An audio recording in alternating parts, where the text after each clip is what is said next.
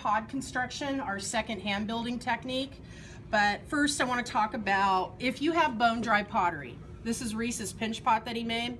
And now it's bone dry, almost to the point where I can fire. I'm probably gonna be able to fire your guys' pottery by the end of the week, I'm guessing. I flipped a lot of them upside down this morning. But if you have a bone dry piece and you notice you got some rough edges and things that are, you know, that are not pretty and you don't want, get the Brillo pads. Brillo pads are over there in the tool island. They're little green squares. This can be your nemesis too. Things can break very easily when they're bone dry. So be very careful if you've got little things added to your pottery that could break. Get over a trash can and take the Brillo pad and just smooth, just rub on your pottery. And please, whatever you do, don't go like this, trying to get all that dust away, because that dust, if I blow on it, it's gonna come right back into your face, and that's not healthy. So just keep it over the trash can, it'll come off. Go over the edges. It will smooth a lot. It will not get away big dips and valleys. So try not to Brillo your life away, but it will Brillo all the sharp edges and make it look lovely before I fire it. This is the time you want to do this. Don't try to do, you won't be able to do this when it's bisque fired, when it's bone dry. And I'm just kind of going around wherever I feel things, I'm just Brilloing it. And Reese doesn't care. Thank you, Reese, for letting me use your pinch pot. Okay. And so I've got it pretty good. It's nice and smooth. And then I would go ahead and just set it up on the shelf. And now I don't have any sharp edges. Where I have like a little lump there, I could get rid of that little guy. But I'm not going to be able to get rid of great big dents in your clay walls. Okay, so that's the Brillo pad, only on bone dry pottery. And I guarantee you somebody will break something using a Brillo pad this semester. Happens every time, every time. The other thing I have told you about and I haven't gotten is the alphabet pasta. Well, I went to Apple Mart and I found it. It's itty bitty, but it's all these little letters. So how we use alphabet pasta, I kind of did a little bowl. And if I want to do some kind of word or saying in there, of course, the time is going to be spent finding the words. But when you have a letter, do not push it in so hard that you can't get it out. All I'm going to do is just tap it in, some flat, just like that. Very little. And then I can let it sit. If I leave it in here in this really green clay, what's going to happen is it's going to mold. It's going to grow green moss all over it, a mold. I would prefer you, after you press it in, you let it sit, take a needle tool and just get underneath your pasta and pop it out. And then you're going to have your little indentation of your letter. And then once you've got your word in there, your phrase in there, we'll paint it with underglaze, take a sponge and wipe it away from the indentation, and you'll have a color where the letter was. It's called mishima, is a term we use for that. Okay, so that's alphabet pasta. Very, very simple little process to do. And I have a whole bowl of pasta that you could sort through. All right. All right, so our second hand building technique of what I wanted to talk about is pods. Pods come in a variety of shapes and sizes. You can do, I've seen quite a bit of different things made from little guys like this to double pods where someone did a piggy bank and they did a pod for the head and a pod for the body. The ears, the tail, all this is clay on clay. A pod, they made a vase. They just added a little neck with coils and then they added a foot at the bottom. And so, but the body of this is a pod. This is a demo of mine last semester where I did a bunny and I did a pod that way. It's a hollow form. That's all a pod is a hollow form. It's a little bit more trickier building technique because we're getting more advanced as we go up. But a pod is pretty simple to make and are kind of fun to make. First thing I want you to do is get a ball of clay. Depending on what you're making, I think I just remember Dalton did a football and I think Reese did a golf ball when they did this. But when you decide what you're going to make, maybe you're going to do a snowman, an owl. And I'm going to show you some examples on the board as soon as I'm done demoing. But just get your ball of clay equal, just into a nice circle. Get your wire cutter, cut it equally in half. And that's going to give you the same size pinch pots.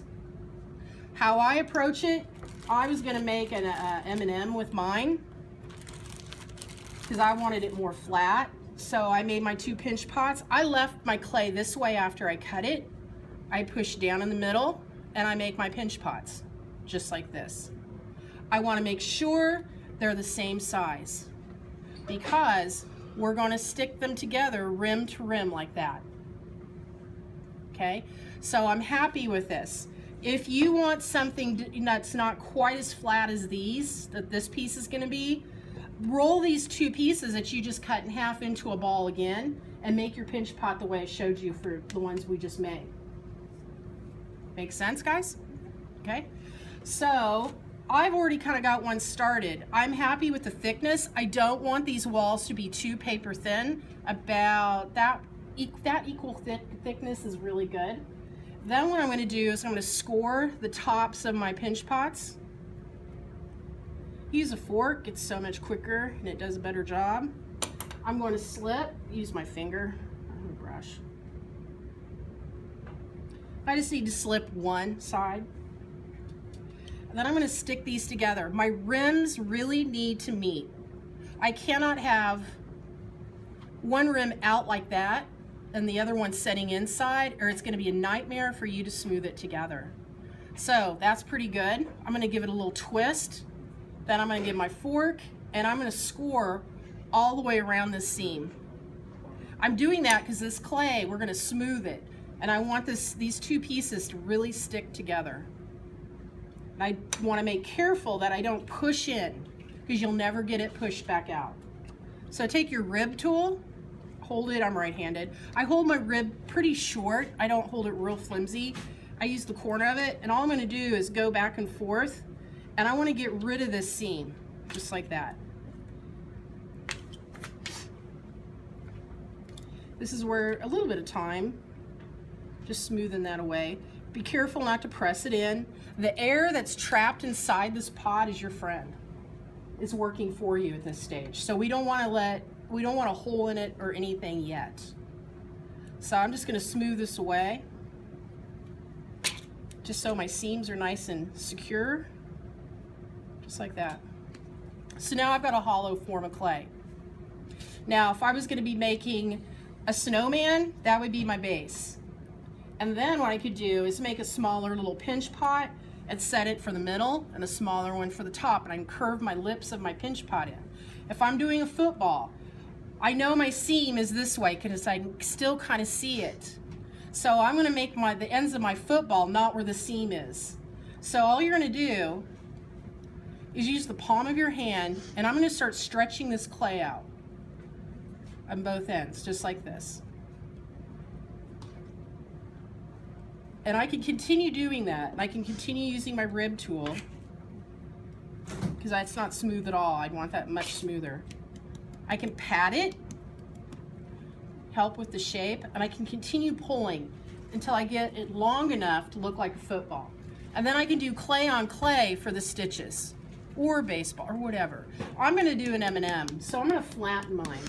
I want to flatten it with the seam like a hamburger. Oh, I had a hamburger made last year and it was awesome. It was a big football guy who did it. It was the sweetest thing. I wanted to make a hamburger. So a hamburger, or an M&M, a Skittle, or an emoji, whatever you're going to make, all I'm going to do is tap it. If I hit it real hard, what's going to happen? I'm going to pop it, which is appealing to all you teenagers just to do it, just because you like to break stuff. So I'm just going to keep tapping and see how flat I can get it. I'm going to have a fat little M&M.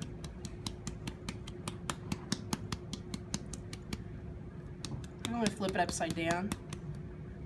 I think at this, see my seam, I went the opposite the way I said I was going to, but it's working. But see where it's splitting right there?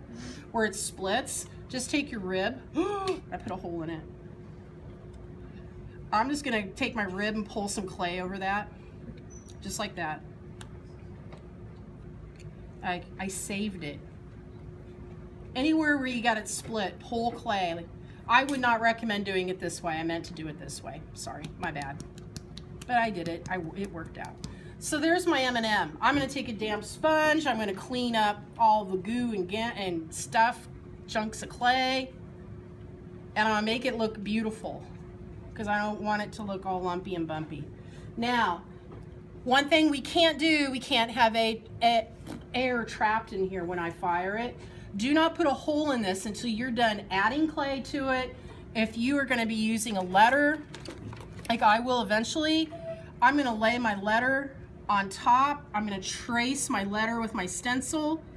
I might choose to paint it just flat on there, or I can do some reductive carving where I trace it on and then I take away clay so it's dipped down into the clay surface. After I'm done doing what I need to do to it, then I'm going to take my hole punch, I'm going to poke a hole in the bottom of it, just like I did on this guy, because I can't have any trapped air. If it's a vase, you don't have to worry about it. If it's a piggy bank, you don't have to worry about it. Okay? So that is pod construction. You're going to be turning in one pod.